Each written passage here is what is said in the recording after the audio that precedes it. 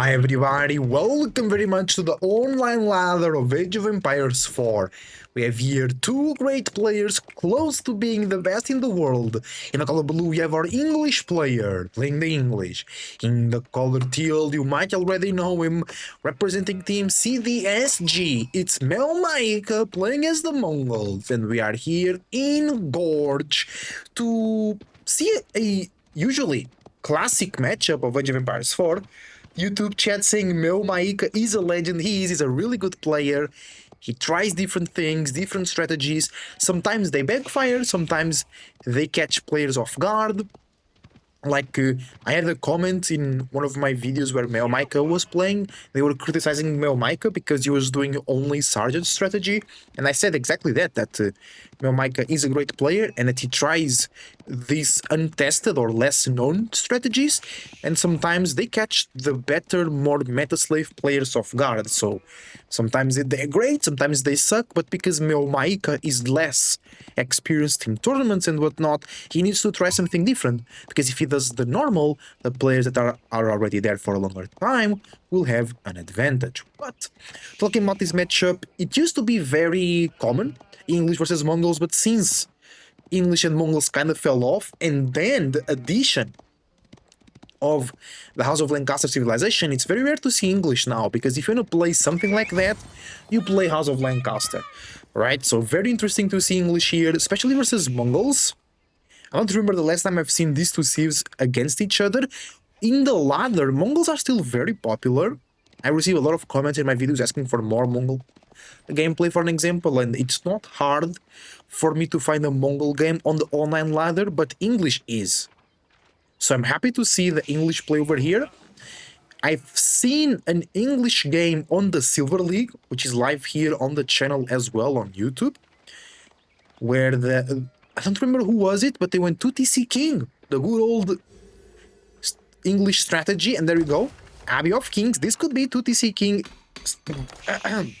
It is going to be 2TC King. We have Mining Camp, we have Stone, our Mongol player not bothering for a Taurus. They got a very, very, very, very early wheelbarrow. Meow Maika. Meow is actually a internet provider and cell phone provider here in Portugal, because the word mine is meu, so the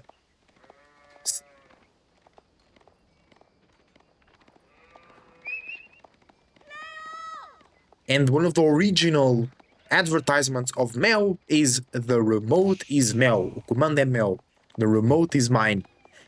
So just funny, I remember that because of Mel Michael. They still exist, but they changed their slogan to humanize yourself, humanize it, which is really dumb because they are investing a lot into AI. So that slogan makes no sense, but it is what it is. It's actually a pretty funny situation here in Portugal. We used to have what we call the cartel of telecommunications, because there was three big companies: Mel, Nós, that means we, and Vodafone, which is like a worldwide.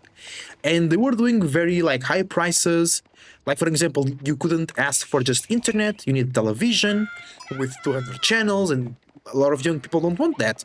And then it was like very, very high prices for not so good services and bad customer support. And then Digi came in and they offered very cheap prices, and then it started like this propaganda against Digi, like all the three big companies, the cartel, saying that Digi is bad, it's unsafe, they will crash the market, just because they didn't want, those big three, they didn't want to provide good value for the customer. And a lot of people changed. I didn't, because I have contract with Meow in this case, I think. So as soon as I can, I will change to Digi. But sometimes it can be like Uber, where they start with very cheap prices to get you hooked, and then they change the prices. Hopefully it's not, because Digi already, for example, in Spain, was already practicing some good prices like that, and they never reverted it. And I mean, so far, that was a lot of sheep for Mel Maika, but they lost some sheep on the way though. So be careful with that. English player profiting already from the king. Still no second DC. I mean, it's going to be very early. right now. 50 wood, come on. 5 and 8 seconds. It's a great time for the TC. Melmaika opens with Mengidai. It's gonna be a double production because it's close to the Ovu, of course. Chinese English player is good. Yeah, says the YouTube chat here. Kumar, welcome Kumar. Say hi YouTube. Actually, we can check the profile of our English player here. They are from China. They are ranked 71 at the moment, 117 games, 52%, 53%, win rate, 63 wins, 54 losses. They mainly play English. And I just want to see if they have any Heart of Lancaster game. I don't think so. Keep in mind that Meo Michael went Silverstone, Silver 3, I mean. Here, our English player had one game of Lancaster and then he got tired. It's like, nah, I prefer the all English. Trade against English usually is nice because, especially when they go second TC, you can profit from that trade very, very well. But against King, it's a bit more complicated. But Meo Maika actually did the right choice in going Mengudai. Very easy to just chase the King away. The King cannot do much against Mengudai. So both players scaling. The thing that Meo Maika doesn't have, but that English has, is defense, is safety. Because I usually, especially when this strategy was so much on the ladder, it's not because it's really strong. It's a good strategy, but it's not really strong, but it's super safe. And Age of Empires 4, before the change to Pro Scouts, was totally, absolutely about defense and safety.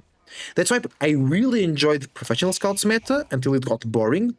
Because like these type of strategies just become unprofitable. Even at my level, which was like High Diamond, Low Conqueror, like this, it disappeared. People stopped playing English totally in Pro Scout meta, which was really good because I think it was really bad for the game that there were so many C's that could just stay at home and farm. Not just the English, but English was the safest because 2TC, villagers can shoot, main TC shoots double arrows, longbows under TC shoot faster, and then White Tower, right?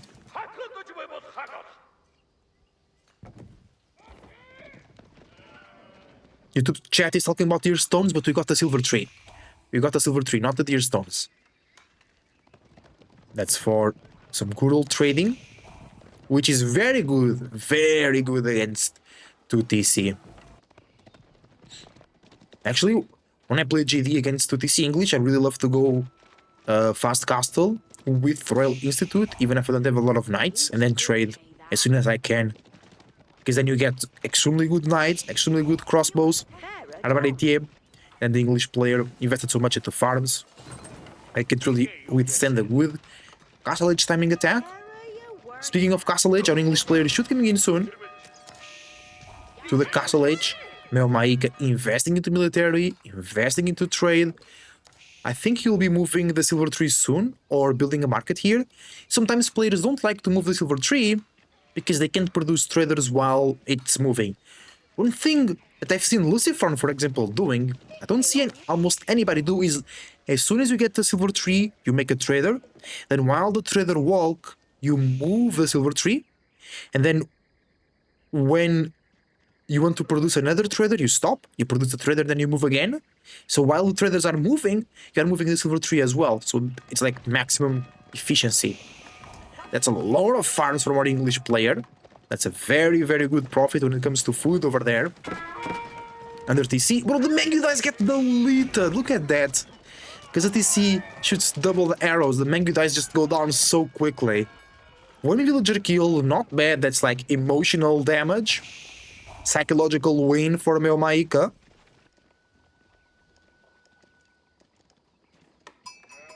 Oh, also good food income there. It's not great, but it's sufficient into the limit from those pastures. Sufficient, right? Not really like booming. It's sufficient. It's alright. I mean, it's alright. Like, I love those videos where it's like ranking something something, right? Then it's like, I mean, it's alright. Like, they sing the burger. Then we have the Homelander. Perfect. Until the last detail. Those videos are really funny. YouTube chat saying Iron Under Mesh coming in soon. Yeah, I mean it should. I don't know. I think the Mangutai will die anyway. They have so low HP. Kurultai is here. Castle Age. 12 traders already. 3 food, 3 wood, and 31 gold. Really, really good. For the Maika trade, should really move the silver tree as soon as possible to get that up to 70. More than duplicating his income of gold over there. White Tower, of course, giving huge defense, giving production of units as well. There's actually a big thing that sometimes I see House of Lancaster players struggling with. Is like they go White Tower, then they receive 3 Earl Guards. But then they can't make anything from it, and that really helps English sustain themselves in Castle Age. Like, it's a keep, it's a production building, it's everything. It's everything. Maika, chilling until the Castle Age comes in. Kurultai will give healing, will give extra damage. Maika now going into crossbows, which is totally the right play versus the knights of our English player. But I think we're gonna see more units than just the knights, especially once he sees the crossbows. Is the play. Longbows will be perfect because they'll be countering the Mangutai as well. 16 traders. I check the income per minute. Similar gold, more food for English, similar wood as well. Yeah, the English player is actually profiting more from his strategy because Maika still has to move the silver tree to generate more and more gold. Mangutai out of place. Crossbows arrive. Insane damage to the knights. They're forced to retreat.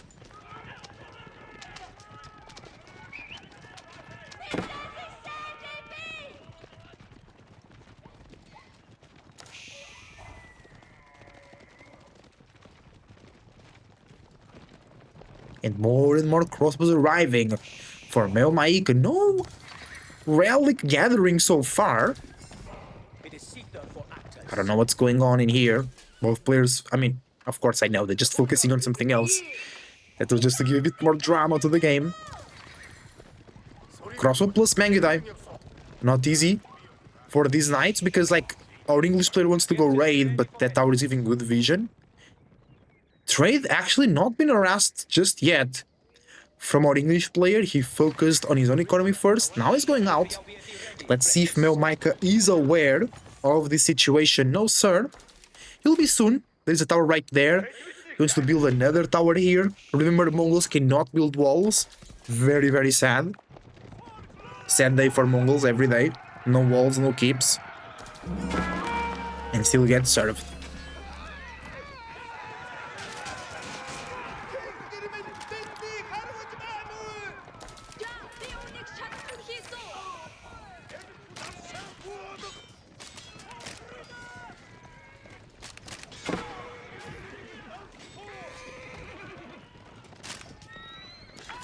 Nice defense from Maika though.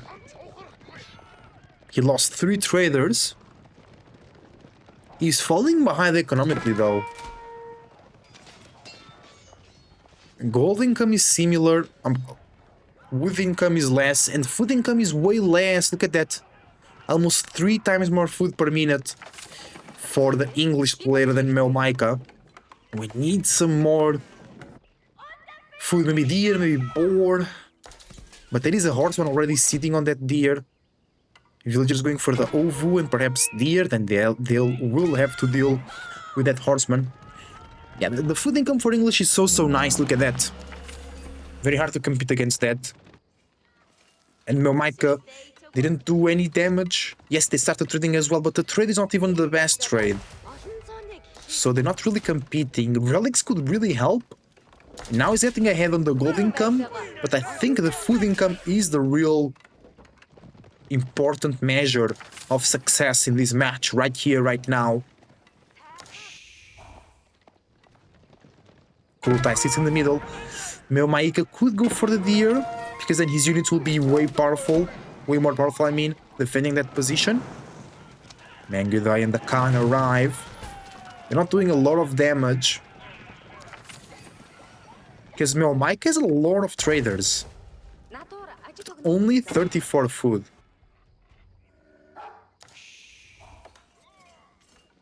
Gold runs out though. This is where English are now very, very susceptible of being raided. Gold runs out. They must go for a big gold. Walls coming through, Melmaika with 10 cashings. They could come in here right now. But he's walking with the crossbows too. He's afraid of being raided. He has no vision. Well, he's moving all of that for one horseman? No way. Maybe he's expecting more units after that horseman? We could see an Imperial Age. Actually, 7 eco lead. The trade is not keeping up. In numbers and in economy. Stabilized, Micah came a bit better now, 1,000 gold per minute, 1,100 food. Ooh, good raid here. Let's see the vision of our English player. This is a shaman, like the Americans say, a shaman. Remember, it's a shaman. It's a man that does sha things. There we go. Gorge, early on hard to raid, but later on easy to raid because there is a lot of space between the wood line and the town center. Another praetor is being in. Added for Maika. Good raid. Oh, almost 10 villager lead now. It is 10 economical lead now for our English player. It's getting really, really ahead. Maika has never turned his attention to the economy of the opponent. So it's just growing. Walls being unchallenged, big gold being unchallenged. It's a vibe for Maika. It's a vibe, it's a vibe, it's a vibe.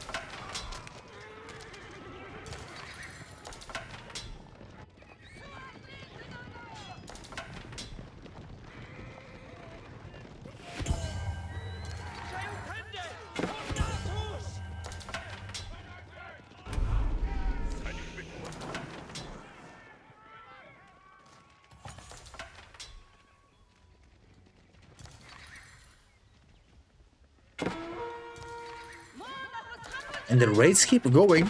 Good work from our English player. It's not going to be Imperial Age, it's going to be Mass Spearman and Mass Horseman.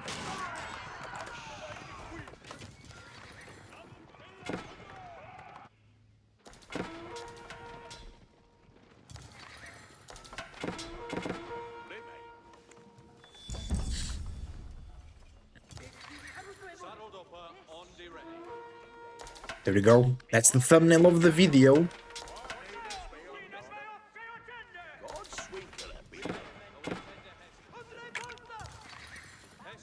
Oh, so many pings, so many attacks. The raid is still alive. The king heals the units. I love to see it. The knights struggling to escape the Kashyyyks. That's now a big trade line, but really needs to be moved. 30 traders. 13 eco lead. This trade value, although it's way higher for Maika, I think that's because he moves his landmarks and that counts. I don't know, that's weird. There is something weird with them. Oh, look at that huge army though. From both players actually. Insane fight. Insane crossbows on the back line, Kashyyyks on the front line, Kurultai giving HP and extra damage, Spearmen and Horsemen perfect counter for the army, but the Horsemen are not jumping on the crossbows. They tanking the Kashyyyks, which is not bad, but of course they should be focusing the crossbows. But oh, the Mongol army is being eaten alive. Only a couple of Kashyyyks remain. Crossbows on the background over there, trying to give it their all. That's a Mongol win, that's a Mongol win, but the economy is way, way better for the English. And remember, that was a fight under Kurultai, and it was very close.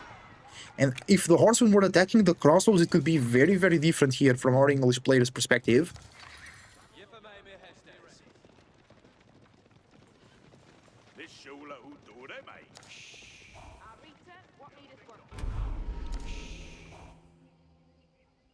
Four relics for Maika, plus sacred sites, plus trade. Gold will not be a problem. The problem is food. It really is. Mongols don't really have that crazy food income, so boar could be a choice. Huge farm transition for our English player. 2,100 food per minute, unpunished. Unpunished. Too easy, brother. It's too easy.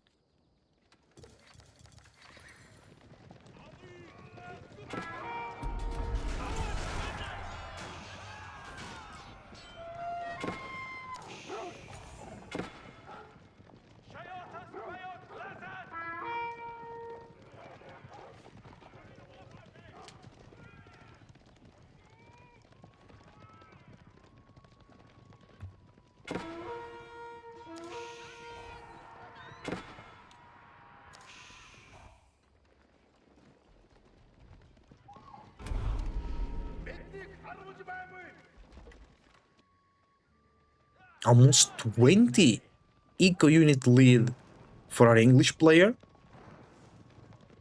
But Melmaika with 3 sacred sites, 4 relics and 37 traders. Insane economy, but Wingard Palace for our English player in the background. It's not as good as the Lancaster Wingard, but it's still pretty good. Because I think here there is no discount, and there is discount on the Lancaster one. And the groups of units that you can have from both landmarks are different. Wingard Palace, you can get 2 spearmen, 2 crossbow the trap, you can get 3 horsemen and 3 knights, 6 Wingard Rangers, and 6 Wingard Footmen. Big army from both players. Melmike, of course, with more units because he didn't went Imperial. Military Academy, very useful, especially when you double produce. You get those double produce units even faster, giving an extremely good boost to the Mongol eco. That's a lot of pastures. I really think Melmike should have went boar. It would really help getting more and more units and then press. White Tower attacking some... What are these crossbows doing? What are you doing, brother? What you doing? What the dog doing? What the crossbow doing?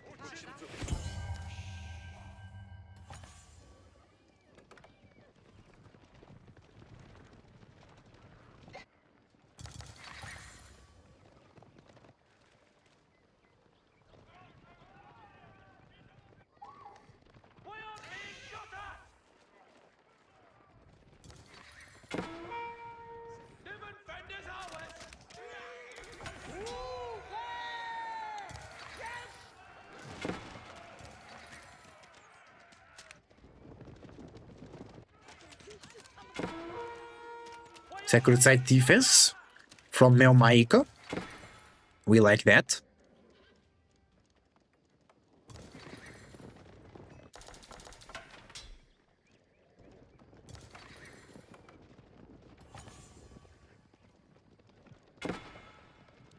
Horseman raid into the trade. Really good damage here. 13 eco kills already. Bro, almost 30 eco lead. Capturing Sacred Site is Mongol, yeah. Lovely. Because it's very hard to defend YouTube chat. Making a bit fun here of Mongol. It's really tough to defend the White Stupa. Not Kanganate Palace. It will give basically infinite stone and it works as a big ass OVU. So double production will be very possible for a lot of type of units. Especially double producing hand cannons usually is extremely valuable from the White Stupa. Bro, 5k gold in the bank for Melmaika. I didn't realize that. Or imagine if you actually move the silver tree, but just move it, bro. Like, come on, we won't. I mean, it will be harder to defend as well, because this part of the map will also be an option of attack for our English player. Right now, like, you can't attack here, you can't attack here. The only part of the map available is this part, which is way easier to defend from Melmaika. But he could have so much more income. Sacred Sites being denied. One lonely horseman, elite Magudai, and elite Keshik coming in through. Kurultai boosting the crossbow in the back. Keshik's trying to hold, but it's too many spearmen there. Do we have heal? We should have some shamans here to heal as well. Shaman. Not here. More Keshiks through the background. Lovely. Shaman arrives with the 5th relic. insane. All the upgrades coming in. Maika had a lot of gold available.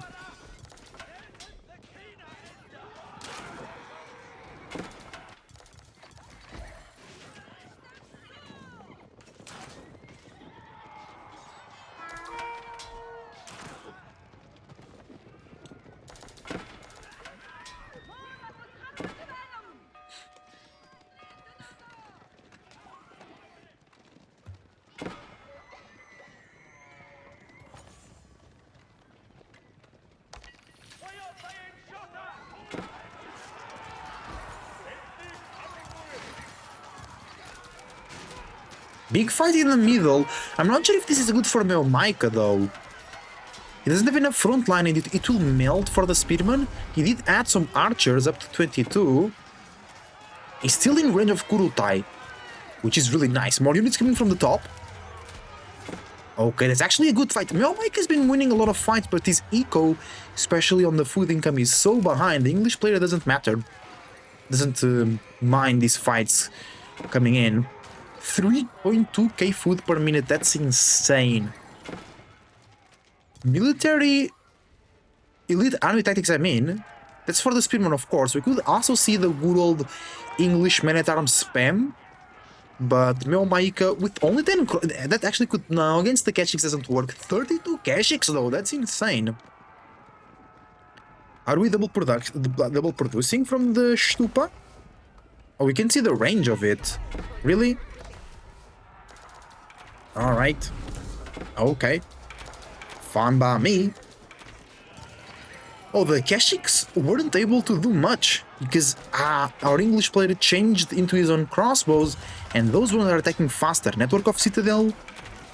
I think you already have Network of Citadels. Yeah, 30% attack speed bonus for those crossbows. That's so good, bro. Like, Arbaletier get 20% and they need to pay so much at the Royal Institute or at the Imperial Age. But then Arbaletier also have V. That's an insane fight for our English player. Like, Maika can't do anything about that. He needs mass archers, because those will counter the Spearman and the crossbow. But at what point? Because now the crossbows have so much attack speed. Kurutai almost dead, still being burned. We have the Footmen. The Footmen are different. They have 8 ranged armor and can go up to 9 soon. So we need a mixture of archers and crossbows. Keshiks can't do it, bro. They're being annihilated. They're being destroyed really quickly. Still 2 sacred sites for Maika, creating a lot of gold per minute. 2k gold per minute is Maika's income, but in the end of the day, our English player takes the win. It was a great game, actually. He did very well. Is this a Smurf account of LuriMT? Because it was a great game, guys. Thank you for watching. Leave a like and subscribe. Shout out to both players, and I see you on the next castle game of Age of Empires 4.